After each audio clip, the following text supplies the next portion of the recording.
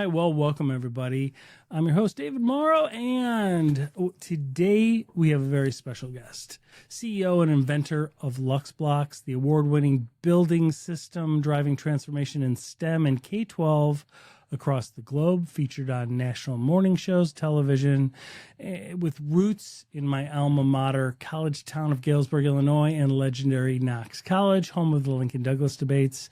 He is also a fellow Italian-American with family unofficial history at the segue of law and order and organized crime. Mr. Michael Acerra, how are you, sir?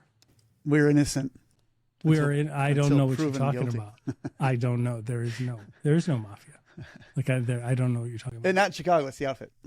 Yeah, that's right. Yeah, it's not Chicago. So how have you been? So I've been good. Yeah. Happy Lent. It's been a good Lent for me. It's been good. Yes, it is Lent. It made me think about how Lent, speaking of segue or our intersection, how Lent intersects with cybersecurity and cybercrime. I think there's actually links to be made here, so we'll talk about that. But yeah, I would love to hear the segue between Lent and cybersecurity. Yeah, there is one. I think it's actually an intersection there. Please, yeah, I've been great.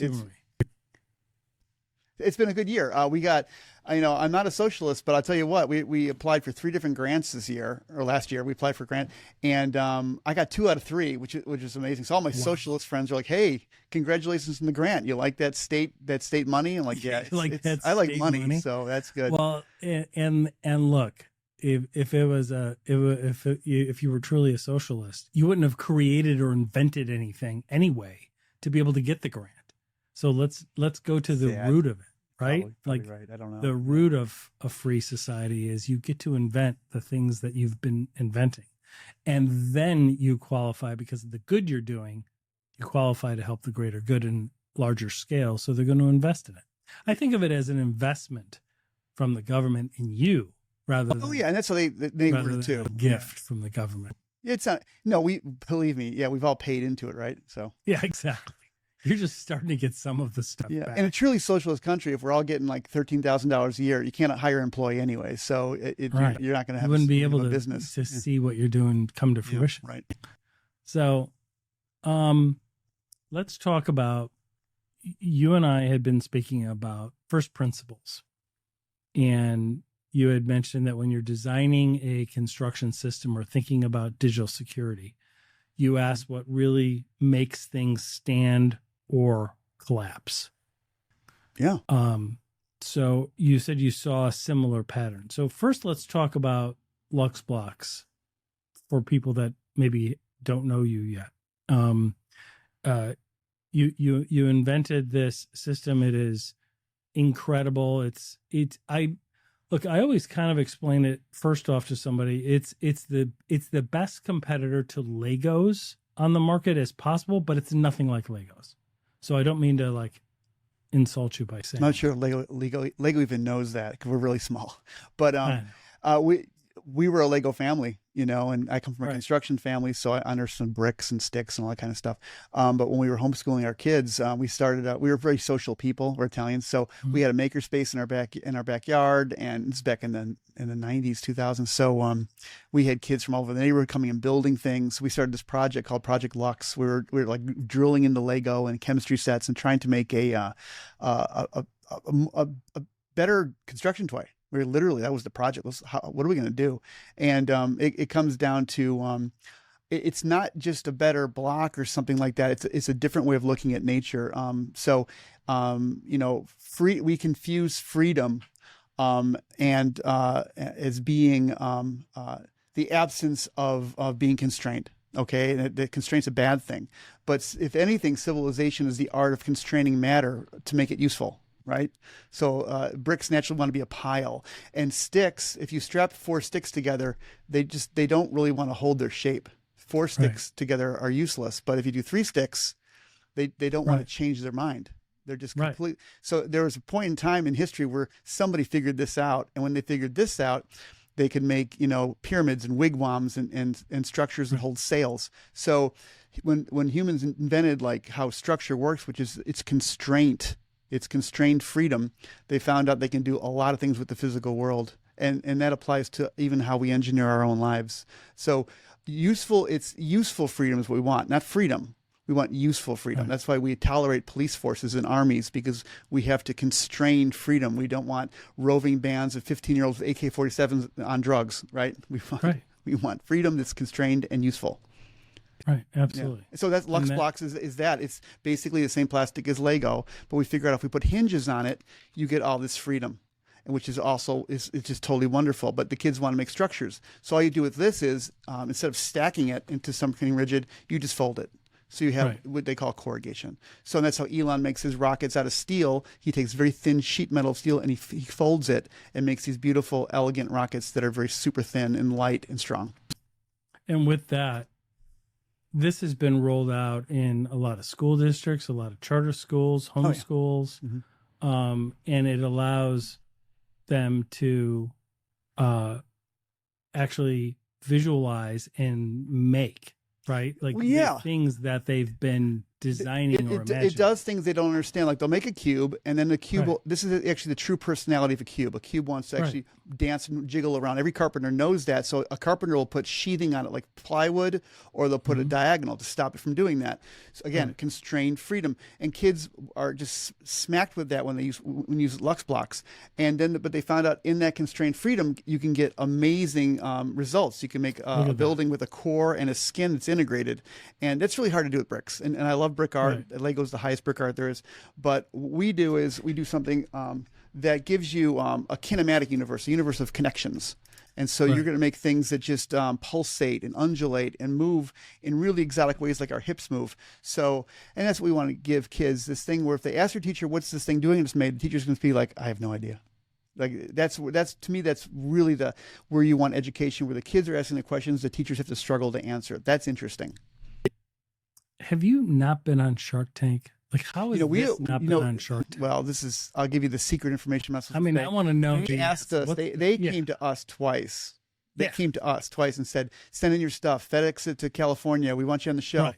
We FedExed to California, sent it to, and then we got ghosted both times, and we spent a lot of money on videos, because they want you to do a production video. And then we finally, I won't tell you who the judge was, but we knew a friend who was a high school buddy of one of the judges. Okay, who was a spouse of one of the judges. But instead, and I said, "Could you find out why this is happening?" And we got an answer back, because you're not supposed to talk to the judges. That's the whole thing. You never talk. And they said, "Oh yeah, we found out." And the judge says that the judges hate the toy category. They've been burned too many times. It has to do with China stealing things, and Heather, we don't even see ourselves as a toy actually, but we hate the toy category. We've been to a bunch of New York shows. We've done this thing, and the toy category is it's in terms of business, everyone's got their own kind of verticals and business and categories they're in, where they go to trade shows, and the culture of toy is really funky. And it is for a lot of reasons. Is it copyrights get stolen, things like that, like intellectual property? Yeah, there's that. Yeah. Oh, they're notorious for that. They say how much these toy companies say how much they love inventors. Send us your ideas, and they say no, and then 2 years later they just knocked it out. They just made it. Yeah. Right. So and also they're very fad driven. Like any modern business that want to own your credit card, they want you to keep spending money. And so they don't want forever toys. They don't want Lincoln Logs and Tinker Toys, because you buy those once and you've got them, right? Or a Monopoly game, you got it.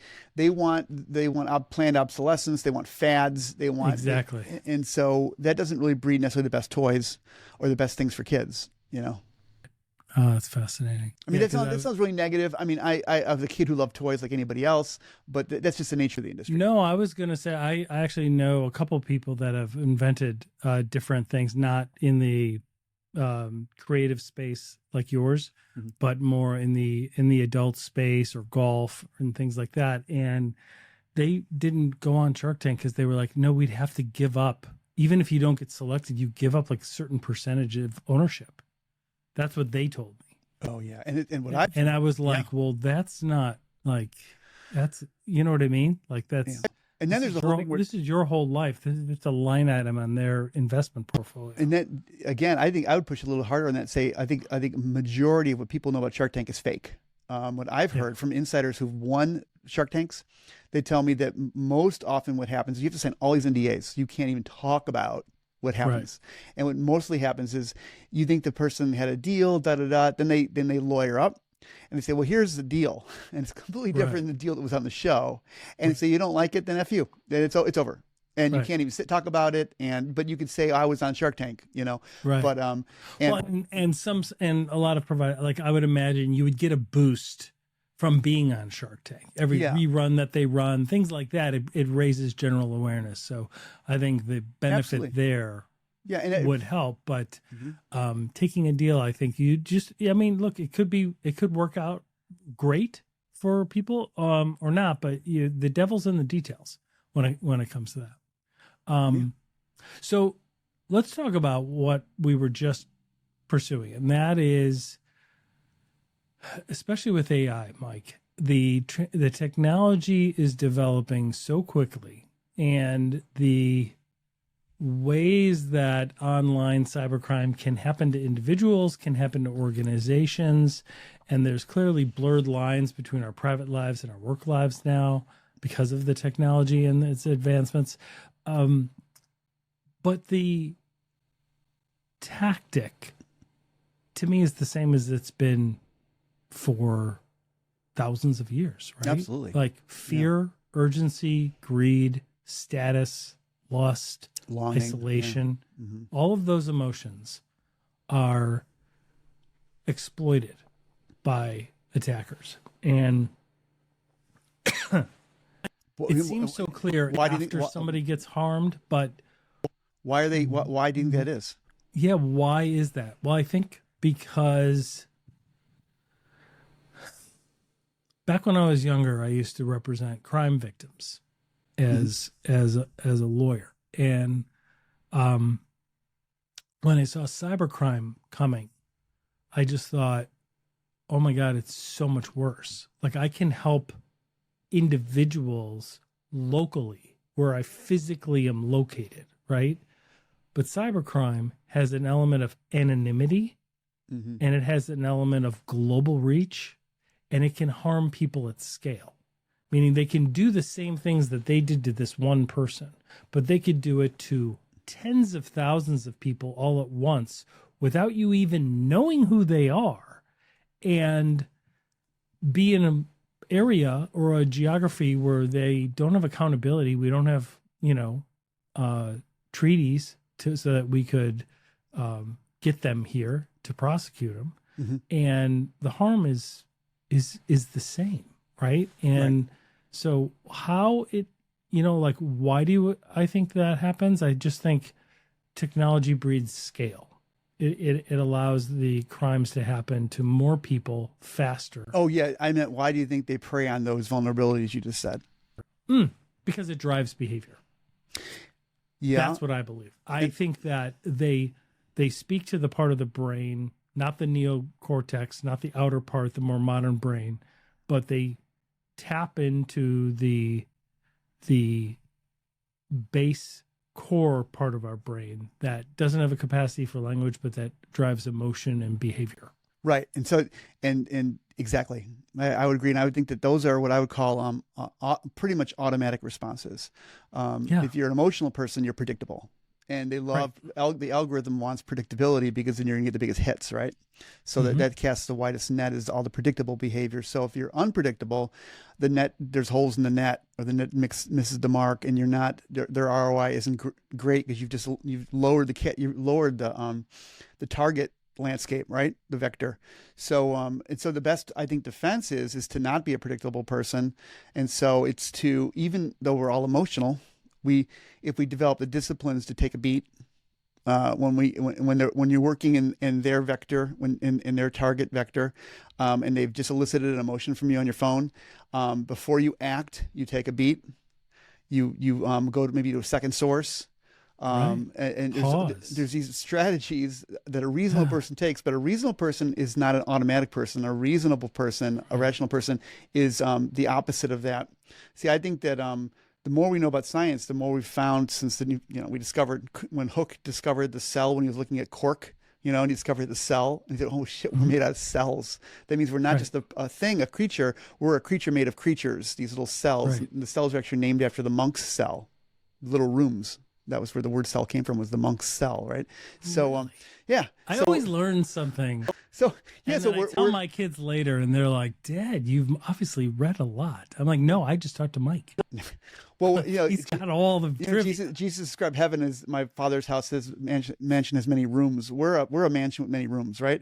And so we're really complicated. And then all those cells, pretty much, we as conscious human beings have zero pretty much control out of all the different happenings in those cells. And we're talking about millions or billions of happenings in our body per second. Actually, I think it's trillions of happening decisions that are being made by our body chemically, biochemically, that we have nothing to do with. So when we talk about automation, let's talk about ourselves, right? So the little tiny sliver we get of free will, the little tiny sliver where we can make a decision during the day, a lot of people actually give that up to. Right. They operate on autopilot. They're giving up their most precious gift. It's such a sliver of autonomy, and they give it up because they're lazy. I don't mean to be condemning. We all do it, but so it's like it's fun to have emotions and watch a movie and get scared and stuff. But when it comes to your day to day, understand just the difference when you're acting emotionally and when you're not, right? And don't be preyed upon because. We all long for things. We want friends. We want to be popular. We want to be thinner. Whatever it is, these things are designed to manipulate you. Just if you know that going into it, you're better off. Yeah, absolutely. And I think that you're exactly right. Like they prey, and when I say they, I mean threat actors, hackers, attackers, people that cyber criminals, people that want to use technology not to build and grow and be creative, but to damage another person or an organization through another person. Yeah, they're evil shits. Absolutely. Right. Mm-hmm. Exactly. And sometimes they just do it online. The activist groups, they call it, they just do it for the lulz, right? Just for the laughs. Mm-hmm. Like some of the younger hacker groups and hacktivist groups, they just want to harm a group or harm a person to show that they can, so that they can brag on their Discord channel with their friends, right? It's no different, in my opinion, than in the 70s and 80s, people going and doing property damage or tagging or doing graffiti and then bragging about the work, because the work itself could be creative, even though it's damaging, right? But they're bragging about that. It's like a trophy to them among their peers. Yeah. And that's what we're seeing online. It's exploiting the people that are busy, stressed, tired, distracted, right? Mm-hmm. Or emotionally drained, right? And at that moment, we choose to just do it on autopilot. Yeah. Right? They're like, look, I just don't care. I just need, my day has been crap. I got to get out of here. Just let me click the link. Let me just download this. I'm sure it's got to be like, normally maybe if it was a Monday morning and you were refreshed and you had slept and you recalled things and you had read over the weekend, whatever, you were ready to go. They probably couldn't get you that. But Thursday afternoon, you're exhausted. You had a horrible day. Your spouse is yelling at you. You got to get out. You know you're going to hit traffic. You just click the thing just to end the day. And then that's when it happens. Right? Yeah.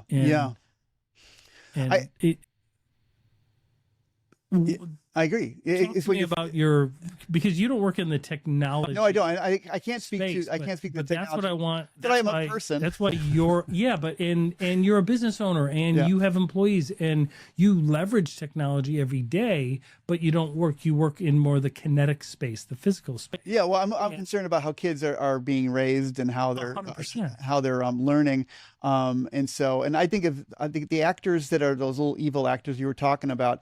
There's there's asymmetric kind of actors that like the rogue guys are doing it for bragging rights and shits and giggles on the dark web. But there's also big actors, like Meta, and the CIA and Mossad and the CCP that are out there that are watching your behavior, and watching your kids' behavior. And the amount of disinformation that I mean, that's an entire other conversation because there's so much. There's so many reports that have come out that like 40%, one report I read said 40%, and I'll cite the references in the show notes, but like there's like 40% of all of the news and ads that we're seeing on Instagram and Facebook are patently false. Yeah. But Meta keeps it going because of ad revenue. Oh yeah. And so you are fed a bunch of stuff. Part of the reason why we're so divided as a country is because my feed shows me my political favorite line of candidates, right, are doing good things, and the other side are doing bad things. Somebody on the other side of the aisle is showing the exact same thing, only the reverse. Yeah. None of which is true. Well, nuance. None of it's true. Like what I'm seeing isn't true. What they're seeing isn't true. Or it brings us farther away from each other. It could be part true, which is even more right. salient. Even it's more like dangerous. They salt it a little bit truth, and it's like, oh yeah. So of course, the algorithms won't love nuance and complex personalities because there's not as many of them, and it's hard. They'd rather box us into red and blue, of course, right? And I hate leftists, and I hate right-wingers. Which none of us are. Yeah, right? and so now you meet people who are like just have Trump derangement syndrome or something. You're like, really? It's like that was like so last year, because now MAGA people are like have Trump derangement syndrome. Like we're pretty critical of Trump too. So it's like in fact, I just went out the other day, an artist guy we're friends now, and he's definitely on the left wing, and he's terrific. And Heather and I, my wife, we socialize with people who are definitely on the other side of the aisle than us. Exactly. And we find them interesting and fun. I think people those are bubbles you're talking about that are really toxic. And they're not real. It's not real. And what concerns me more is what's doing to children, because you and I are kind of old guys now, but we grew up when we knew. I'll give you an example. When we were younger, and you grew up in the Chicago suburbs, right? Yep. Yeah. So you remember in your third, fourth, fifth, sixth grade, you go out with your buddies and you go and you're on your own on an adventure, and you go to a creek and you're screwing around by a creek. Maybe you're collecting beer cans or building dams or breaking bottles, whatever you're doing, right? Yeah. But you learn that like glass will cut you, and that bricks are cool to throw into a creek. They make a big plopping sound. Load, right? Yeah, yeah. Exactly. But to me, that's the classroom of life, and it's really good for kids. And Galesburg is an old town, and there's people who live here, I think. And you could drive out to the parks, to the creeks, to the golf courses, anywhere, and you'd be hard pressed to find a gang of boys walking around with sticks, just walking around, or girls. It doesn't matter. There's no kids outside. So what the hell are they doing? It's all screen time. Yeah, they're on their screens at home. Time. And the same with adults. All they want for their birthday is the new app or a couple new skins for their game. Yeah. Right. So like it's not putting that screen down and getting touching grass and getting out there. Getting in trouble. I welcome a young kid getting in trouble for like walking somewhere in nature and maybe breaking something accidentally because they were experimenting like that. That's great. So what is that doing? As opposed to trying to hack something or do it's fine. Get out there and just live and experience, because at the end of the day, that's still the world that controls the rest. Yeah. So it really is. That's where my concern lies, is with those kids. It's a kind of neglect, and people will say, and I'm as Pollyannish as the next Pollyanna about technology. I love technology. I think AI is a hoot. I use it. I enjoy it. But I know it's a tool. And I think kids who grew up around tools know the nature of a tool. But kids who didn't grow up around tools might confuse a tool for being something else. And I'll give you an example. Reality. Yeah, and reality is really important. I'll give you an example. I like to bring this up. This is my little story. Okay, imagine it's 1850 or 60 in Galesburg, and you're a boy. Maybe you're like a 10-year-old boy, and you work. You work for a few shillings. Whatever we're making, maybe 10 cents a day, or whatever you're working for then. And you go down to a local shop, and your job is early in the morning. You have to get there and put coal into a boiler. So the boiler will build up steam. So when the workers come into the shop, and there's a furniture shop, they can activate the steam into a piston, and it connects to these pulleys that drive these buffalo skin belts that go around the ceiling of the shop. Very safe, very OSHA safe, right? And these buffalo skin, because they use buffalo skins, and then the leather belts would go down to a clutch, and the worker would engage the clutch, and then a lathe would go around, and he'd carve a chair leg or whatever, right? And that kid, that 1850s kid, would see that the labor he put into putting that coal in the furnace went into the steam piston, went into the wheels around the whole shop, went into that, and Newton calls that work. That's a physical term for that's work, right? And he sees what work means. But now it jumped to 2025, and you've got this 10-year-old kid at home, and there's a plug in the wall, right? With this thing that's actually made, that there's something in that plug, and that it might as well be magic. That kid does not see that the coal plant in Illinois went into a turbine that spun a turbine with steam that pumped this electricity through the wires into his house. So I think that kid from the 1850s has a huge advantage over the kid today. And to me, that's a substrate of learning, of civilization that we've basically pulled out of the schools, pulled out of the family.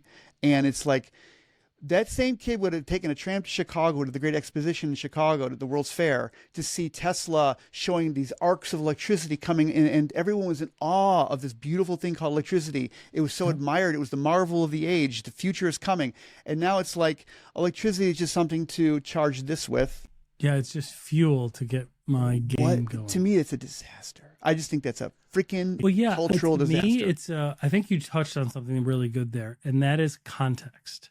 Yeah. It is the lack of awareness of context. And that's where victims of cybercrime, just like victims of physical crime, get exploited, right? They walk down a dark alley thinking, well, I've gone down this dark alley on a Saturday morning with my friends and it's been fine, right? It's right by, the coffee shop that I love is right around the corner. But they're not aware of the context. They're not aware at that moment that because a person with common Saturday sense morning and that I hear a sound over in the corner of that alley, and they continue to physically walk down there, putting themselves in harm's way. And online, people forget the context, right? Like it's Thursday, I've had a bad day, back in that scenario, right? Mm-hmm. And I just want to get going, so I just click it, as opposed to being aware of the context. Why am I getting this contract from this vendor? I wasn't expecting it.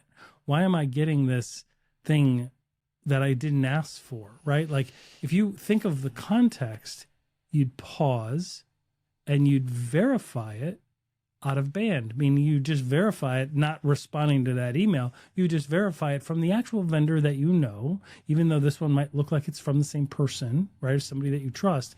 You're going to contact that person through the number that you know or through the email that you know. Right. And you're going to say, hey, did you just send me this? I wasn't expecting this right now. And they're going to say, no, what are you talking about? Right? And then you're going to know not to click on that. But because you're distracted and because you're stressed, because you're running out of time, right? You behave. It's that emotional part of your brain that's acting before thinking. Right. And so you're saying people are becoming a mark, to use the terminology of swindlers. We're all potential marks. Right. A mark is the target of a swindler, right? Yes. And so to know that, and the kids and adults who grew up in communities where they actually go and walk on the street, they know what a snake oil salesman is. They know what a pickpocket is. They know what a mugger is. And just assume all those muggers and pickpockets and snake oil salesmen are online. They might almost mostly be online, and they're spending a lot of money to get in front of your face when you're on your phone. So just assume that you're probably looking at someone who has, not good intent. That's one good thing to assume. So first principles thinking. Of AI, and I will say things have gotten worse for victims because of AI. They do not send you an email. I'm old enough to literally have gotten this email. And just to show you how gullible I am, I was like, Colin, Kim, like, do we have a relative who's a prince in Nigeria? Like, of course we don't, right? But I don't know about your side of the family. Like, I just, we're kind of new together. So this is 20 years ago, right? And you're like, we used to get emails that today you'd look at it like, this is ridiculous, right? Well, now because of AI, they can do so much recon on everybody, right? They don't need to hack systems. They can just hack people. Like if they can know we all have essentially dossiers on us, right? They scrape all of our social media, all of our Reddit comments, everything you've put online can be traced back to you. And they can create an entire dossier on you. And so that when they reach out, they're going to say and pretend to be somebody that you trust, that you work with, that you know. And they're going to sound exactly like that person or look exactly like that. And you're assuming that you're still a private person. And it's like, no, you kind of made that deal a long time ago. Private person. Yeah. But did you hear the headlines? Is it true? Maybe you know. Did you hear the headlines about Meta and the CIA? Yeah, I've been following the Meta trial as well. No, I'm talking about that date in history where Meta applied for their patent or their business license, and the CIA gave up their rights to their social media page. Did you hear about that? No, I did not. Please share this. Something, I forget what it's called. Hey, Heather. Now I'm going to have to look it up. It's something log. The CIA created a Heather. She's not there. So I just heard about this, and it could be fake news, but I heard that the CIA created a technology that was basically Facebook. It was called something log. It was DARPA, actually. It was DARPA. And DARPA created this technology, and the whole point of the technology was to get people's information. And Meta could be, in fact, a complete fabrication, and the movie we saw could have been all theater. And it was actually just the DARPA technology, and they gave it a nice backstory, and it was the hot new technology. But so that's what I heard. That could all be fake news. I don't know, but I'm not surprised. I can tell you what recent reports show is that recent reports and statements from early 2025 through March of 2026, where we sit today, highlight a complex and evolving relationship between Meta and U.S. intelligence agencies, particularly the CIA, focusing on data access, user privacy, and surveillance. WhatsApp access. Meta CEO Mark Zuckerberg has confirmed that U.S. authorities, including the CIA, can read WhatsApp messages by physically accessing users' devices, exploiting vulnerabilities, and utilizing spyware like Pegasus. Pegasus has been around for a long time, usually used in nation-state attacks. While end-to-end encryption protects messages in transit, it does not safeguard the data once it's on the device. So they can tap your device. So if you click a link on your phone, etc., you're giving access to the CIA or to somebody that has sent that to you for your device. So your message in WhatsApp, while it's encrypted in transit, when I'm sending it from me to you, when I'm receiving your message and I have it on there, right, and our prior messages that are sitting on my device, that would be visible then. Right.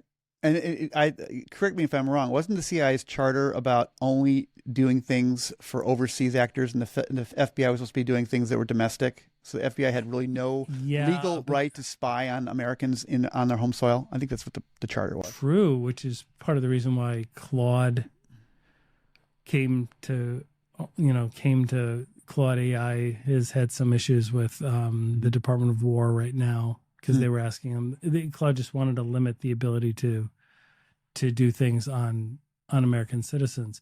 But the counter argument to that is well, we're not going to do anything unlawful. Like if there's a terrorist in the United States, we need to be able to access. They got to watch out for those terrorists.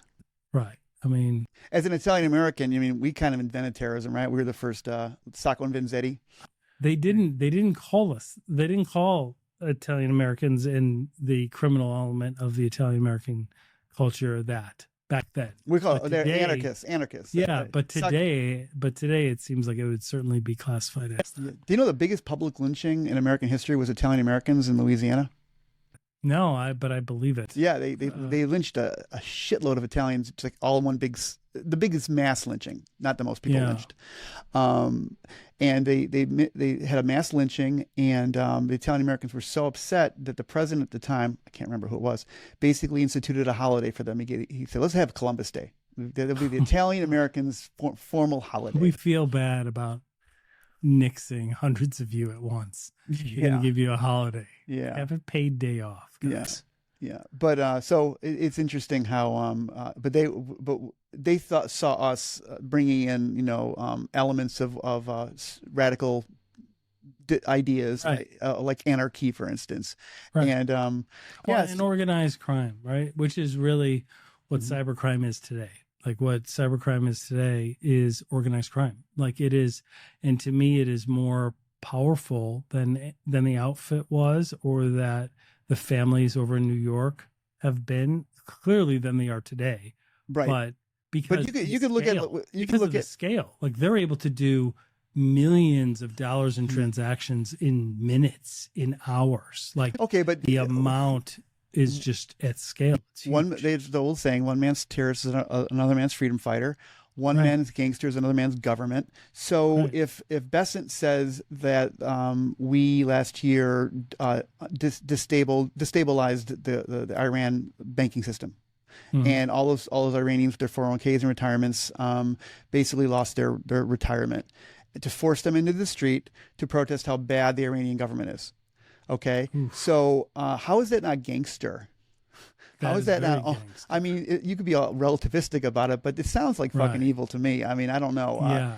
And That it's like, sounds like a whole, that sounds like a lot of chess moves yeah. So I always to thought bring as a us kid, to the free, to proclaim that then we're freedom fighters. Right? yeah, we're Like, pro that's a democracy. tough one. Yeah. Right. So I know, of course, CI is probably listening to us right now, but I Okay, think we don't have anything. We don't have anything worthwhile that they can use. well, the Constitution was designed to be a radically disruptive element to Right. power. Right, it's supposed Yes. to cancel each other out, and that's what we can bring it down to, like the microscopic level or the granular level, and say, as a person, as an individual, you have to fight these cyber criminals by also devolving power to yourself. Like, what can I do as an agent to stop them? And the way you thwart them is by being rational and boring and deliberative, and not emotional and reflexive. Okay, so you have to not be a victim always to your automatic nervous system, but say, okay, I'm the captain of my ship, and I'm going to say no. I'm in a Bible group with a bunch of Catholic guys on Saturday morning, 6:30 in the morning we meet, and we're all talking about what we're giving up for Lent. And it's funny, almost all of them gave up or curtailed social media. A lot of them just like took Facebook off their phone. That's great. And what I did think that's was really good. I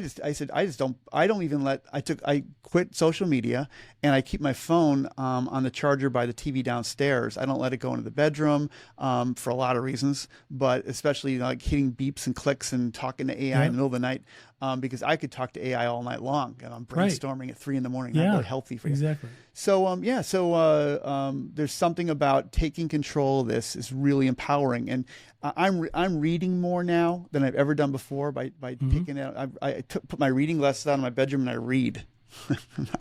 I think it's fantastic. And look, the data is there that use of social media on long term has very negative effects on people's mental health, let alone the vulnerable segments 100%. of like the vulnerable demographics, right? The prepubescent girls and boys and things like that the meta trial is currently addressing. I mean, that to me is very egregious. It's something that I want to shed light on because there needs to be change, right? And so far, the change that's been offered in those apps is superficial at best. It's not very effective. It doesn't really solve the problem whatsoever. So I think letting the court system operate there, it'll be interesting to see how effective it can be. But letting big tech govern itself has clearly failed, right? Like, guess what? They're going to choose profit over safety. Yeah. That is no different than 75 years ago, or 60 years ago with the tobacco industry, right? Like, it's no different. Like, they're like, you can't let them self-regulate because they have investors. They've got numbers to hit. They have to, they feel pressure to maybe not do the right thing, but to hit those quarterly numbers. And because of that, the victims are wide and far. Yeah, unconstrained freedom leads us to a stockholder capitalism. And stockholder capitalism of these poor CEOs, that are under the burden of every year, every quarter, not making the same mark, but always raising the profit, always raising the revenue. The company's got to keep growing and growing and growing. Well, after a while, you're going to have to start figuring out how am I going to sell more of this stuff, right? And they'll say, hey, just make it addictive. Right. Just make it who doesn't want to make their product addictive? Yeah, we just think about it like exactly. just in pure capitalist thought process, right? Who doesn't want to make their profit? Like nicotine is a brilliant product. It is physically freaking addictive. It's one of the hardest things to ever get yourself off of. Right? So it goes back to the thing. When you're addicted to something, you basically become an automatic person. Right. Repeat customer. Well, you've lost self-control. So addiction means lack of self-control. So self-control is bad for business. Mm-hmm. We don't want health food. Health food is terrible for business because health food hurts pharma. Health food hurts the medical industry. We don't want. We say we want healthy people. We call it health care, but we want insurance, and we want people to pay into something. And at the same time, it might even be the same players, same stock portfolios are paying into shitty food, right? And alcohol advertisements and all this stuff we know are poisons, right? And you've seen that, the evidence of the truth of what you just said is found in the ownership and the mergers and acquisitions that have gone on over the last 25 years, right? Well look at Big Tobacco bought Big Food. That's the big one. And you now have companies that have vested interests in healthcare and pharma, also in charge of cereals and snacks and other things. And the contents, if you look at Pop-Tarts today and the contents, it's like glue and dye and a bunch of toxic crap, right? As opposed to when we were kids, it was flour and sugar and jam. Hey, dude, I was at the state. There was like, maybe it wasn't healthy, but it wasn't this, right? Like I was in Springfield at a conference held by the deputy governor of Illinois, and this was in Springfield, Illinois, the capital of Illinois. And I got to ask you, how can you live in Illinois with the governor? Like, dude, that's a different. Well, I'm going to give you a very nuanced answer to that one, because here I am in the seat of power in Illinois, in Springfield. I mean, all the power's in Chicago, but it happens to be the capital's in Springfield. Right. And there, the deputy governor is hosting this thing, and the majority and minority leaders of the Illinois Congress and Senate are there. Okay, and the whole conference is for lobbyists. Everyone there at this conference are all the lobbyists, and I happen to be sitting I was with Quantum, the people in Chicago, the Quantum people, but there was only 4 of us, but we were sitting at a bigger table that was paid for by ADM. Archer Daniels Midland. And Archer Daniels, Heather and I are kind of like Maha Republicans, kind of. We're definitely Robert Kennedy kind of people. We're all about health food and being healthy. And so I was, oh boy, I'm with the devil here with Archer Daniels Midland and glyphosate and, Roundup ready foods and stuff. So they're there. They're all nice guys, but I felt like I was kind of near Satan. And but anyway, so I'm at the ADM table, and then they start they're interviewing the different majority leader and minority leader. Well, the minority leader is a woman. She's a Republican. Okay. And she says the quiet part out loud. She says, we know, us Congress people, we know we're not experts. So when we want to write a bill, we come to you guys to help us write these bills. You guys were the lobbyists. She said, we rely on you lobbyists to write our bills for us, because because you're paying us to be politicians. Right. And I was like, because you're the biggest donators. I was like, she just said the quiet part out loud, but she's in a friendly audience. But I was like, man, are they reporting on this? Because this is crazy. And me being kind of a Republican in Illinois, you can't really be anything. But I was like, oh my gosh, they're all so crooked. It's just terrible. It's just, and nobody disagreed. I mean, they're all like, yeah, it's true. Yeah. It's really shocking. It's kind of the way it's always been, but it hasn't been as visible. And I think technology has made a lot of this stuff bubble to the top more. I'm positive about that there is more independent media, independent journalists, thank God. Oh, yeah. Because, so that pops bubbles. right? Right. It really does, because it gets out there. And if the news can be verified and factual, then it can go viral, and it's pretty good. Or at least people are arguing with each other. I'm an anarchist in that way. I think there should be lots of arguments, lots of people. I think civil discourse is really where the future will blend, because when I have friends that are both, and for me, I tend to be right of center, but I've been dead of center a lot of my life. Like I have voted for quite a number of Democrats in certain roles. I've voted for quite a number of Republicans in certain roles. I don't really care. I care about the person. I care about the issue, right? And so I'm one of those voters. So I will tell you, though, that views that used to be center are now deemed far right. Yeah. And I'm like, you Nazi. How is that? Like, what? Like, that's crazy. But here's one thing I want to circle back on. And that is, when we were talking about the element of the human behavior and being distracted, right? Because I see a lot of this, and I see a lot of parallels in politics. I mean, I do. Like, I see some of these people, it's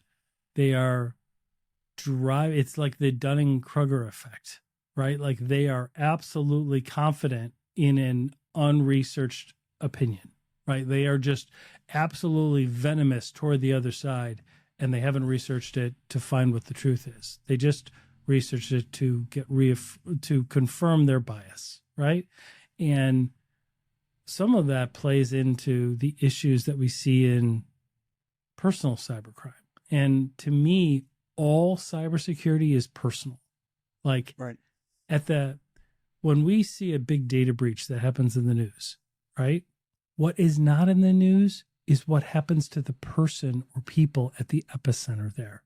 Their 401ks are drained. Their identities are destroyed. They have a foreclosed condo in Nevada a couple years later. And they're like, what happened to me? Not only did I lose my job for falling for this social engineering trick, right? But my life got destroyed. And nobody really talks about that. And that's why, if we can just create awareness for people that you want to do this, you want to pay attention, you want to create that human firewall, you want to become a moving target, right? So that way you can dodge the bullets for yourself. Do it for yourself, do it for your kids, do it for your family, and your employer will benefit. Like, because it still boils down to behaviors that have gone on for thousands of years. Impulse control, slowing down under urgency, verifying out of band, all of that can create a human firewall. It can make you a moving target that's harder to hit. Yeah, and firewall is, of course, a metaphor, and I like it. It's a structural metaphor. And lever is another metaphor. Find the room in your brain that has actually the levers, like the guy with the clutch and the belts above him, right? And know that you do have levers you can pull. You can go as radical as just live off grid and live in a cabin with your family, or you could pull your kids out of public school and either homeschool them or put them in a private school. There's lots of ways you could do it. That's why we had levers. We said, let's take our kids, and our kids went to parochial school, but it was a cute, nice little school, but we wanted a homeschool because we wanted our kids to learn a second language, learn classical instruments. So there's a lot on our agenda. That's what we did. That's what we did with ours. Oh, yeah. So that's fantastic. That's the levers of being the captain of your own little family industry, right? And also going analog. You don't have to be 100% digital person. You could say, my kids aren't going to have phones and devices until they're in middle school or high school. I know that's really radical, because the psyop is, you are an evil bastard if you don't let your kid be on TikTok. I mean, that's like, how could you're depriving your children of all that socialization. How can you not let your child have a device that is socially engineering an entire culture for the Chinese Communist Party? Or now the Mossad owns it. Yeah. So the Israelis have TikTok now. But needless to say, whether it's them or CIA, what difference does it make? You're I think what you're doing, you're elevating cybersecurity, not just be some thugs out there on the dark web, but cybercrime could be what the U.S. government's doing to us, what the CCP is doing to us, what bankers are doing to us. Bad things happen from all different trajectories, right? All different vectors. Yeah, that's exactly right. and really making yourself as resilient as you can without. And the beautiful part of this is it doesn't cost anything. Like nobody in. I use this analogy. I've used the bear in the woods analogy. One of my favorite analogies is the shark in the water. And think about this. Let me tell you the story.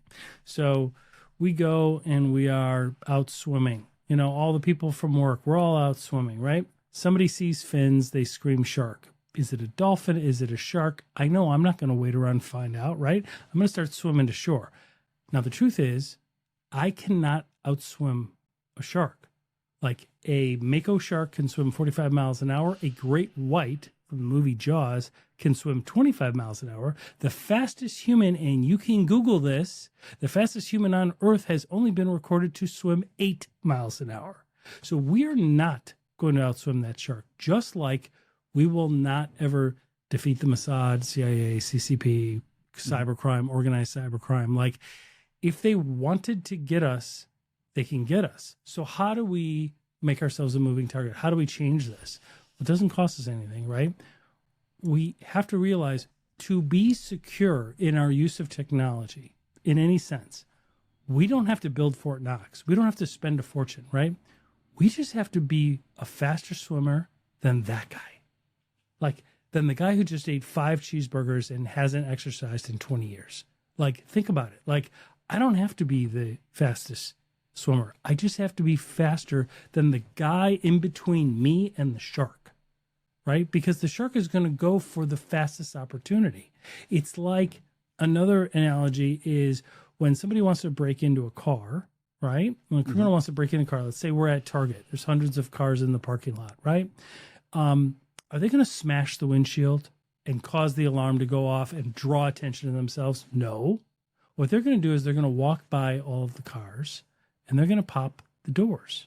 They're just going to be pulling on doors. They're going to see who left the car door open because by and large, there will at least be one, right? And then they will be able to take whatever's there and walk away. And the point is we want people to realize, have the contextual awareness to make yourself a moving target, to when you pull up, lock your doors, go into the store, right? Like it doesn't cost anything. But again, if you're stressed, busy, distracted, right, you will forget to lock that door. And the goal is to realize you don't have to do all that much, meaning even organizations, smaller organizations that maybe can't afford like top of the line security. I'm not sure they need top of the line security. I think maybe they need everybody that works for them to care, to pause and be safe, and to want to do it for themselves. And by doing it for themselves, then they themselves will protect the organization, right? Because nobody wants to be at the epicenter of that breach. Does that make sense? It does. I was thinking about this podcast and about like when you said it is easy. One thing that's really easy to do to make your life better, not just cybersecurity wise, but just in general, is to say no. The human brain, the research is out there.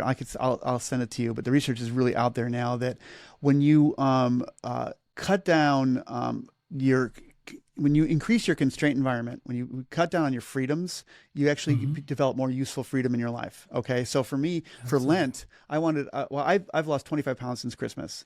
And the way I did it was, thanks. I couldn't, what I was doing in the past was I'd say, I'm going to cut down on sugar. I'm going to cut down on bread. Or I'm going to exercise more. All these things where it required lots of everyday mediation. Should I eat that raisin? Can I have a handful of raisins? Right.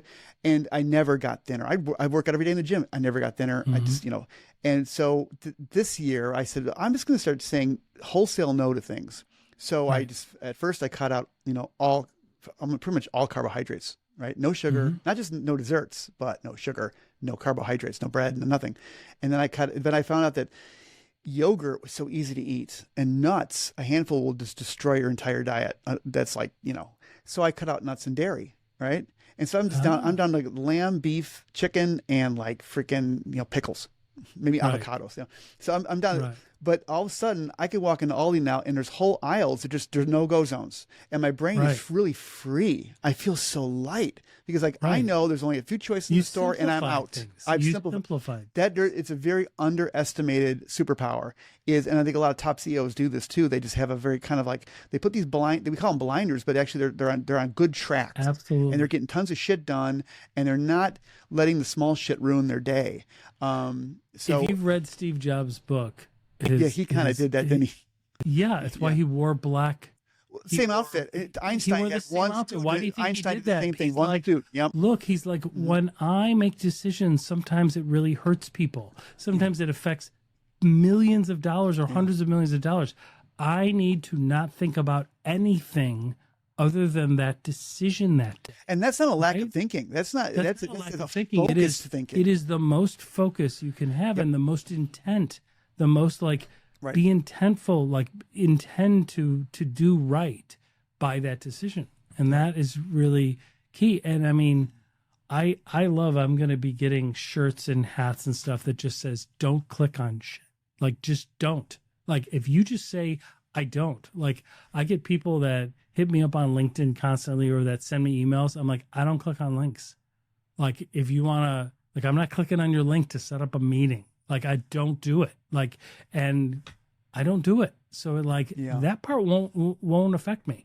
If it's something that my boss or a client needs to do, I'll be like, send me the image, send me this, and I'll verify that I need to download that or click that one thing. But I'll go put I'll verify clearly if it's something that I am expecting. But 99.9% of everything, I don't click on anything. And I'll tell you, it's so freeing because I don't care. I could go and use social media now. I can go do this because I know the one rule kind of keeps me really, really safe. Right. Well, I've noticed that deliver us from evil, but there's the other part in the prayer too about temptation. And that's lead kind us of not into temptation. Lead us not, and so, but we have to lead ourselves away from temptation too. It's kind of on us. And Instagram and YouTube Reels and Facebook Reels, they are temptation hellholes. And it might go as innocent as you're interested in ballet or ballroom dance to 14-year-old girls doing pirouettes, and all you're seeing is upskirt views of their legs, right? And it gets into soft porn really fast because they know you and they know your weak spots. So really, you got to watch it. And for women, it might be criminal behavior and psychotic. They like the whole crime thing, right? Women they get into that. So my wife will be going down totally different rabbit holes than me. And I'll be like, look, we're sitting next to each other, totally going down rabbit holes. We're next to each other, but that's the only physical proximity we have. We're not talking to each other, and we're being just going down these vortexes. And I think that, again, I'm a victim of it. I understand how it works, I think, and just the best thing to do is just not look at it because they're going to pull you in, man. Because it's the dopamine, it's the other stuff. They know you. They pay really expensive. They pay a lot of money to really good psychologists to figure this stuff out. They're way more good at pulling you in than you are pulling yourself out. So I'd say just turn it off.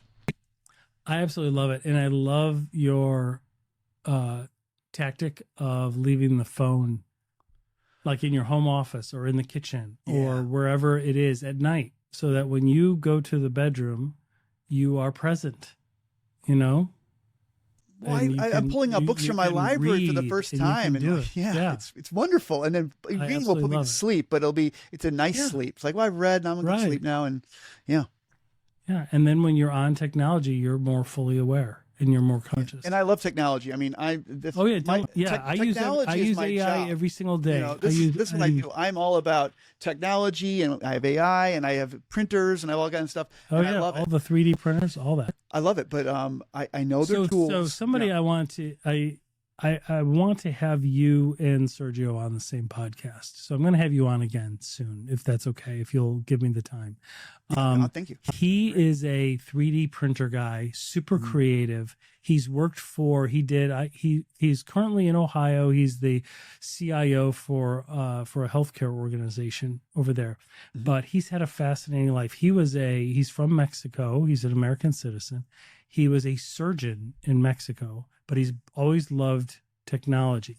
So when he came to the United States, he began working for a game developer, and he worked for Activision. But he's always loved 3D printing and stuff. So he was one of the inventors of Skylanders, where you have the 3D printed people, right, that play the game, and you put them on the game, and then they come on the screen and they do this. And he worked for Activision. So he has like 50 games, like Call of Duty, all these games. He was part of the 5 people that invented the whole thing. Really fascinating guy. He just wrote a book. His book comes out in a couple weeks. Just really, and he's super warm and super generous. He's a wonderful person. I think you guys need to meet, because the two creative minds, that'll be a fascinating. I just want to meet Sergio. I don't know any Sergios. Oh yeah, it's Dr. Sergio Sanchez. Cool. I have him on a Sergio Sanchez. Are you serious? Yeah. Okay. Yeah. Awesome. He's fantastic. So, all right, man. We will talk again soon. It was great catching up. Thank you for your time. Yeah, it's fascinating. Always a great. Thanks for having me. And I encourage everybody to check out the other episodes that we've had with Mike. He's talked about Luxblox. He's talked about his family history in Chicago, growing up as an Italian American. Good stuff. Great stories. Your great stories. Yeah, you can catch us at luxblox.com. Yes, it looks like a toy store, but they're more than a toy. They will get your kids thinking. I could promise you that. It's so creative, and it gets them away from a screen, and I love that. Yeah, bottom line, they're definitely playing with their hands, which is an intrinsic good for sure. Absolutely. All right, buddy. Thanks so much, and we will talk soon. Okay, man. Take care. Thanks, man.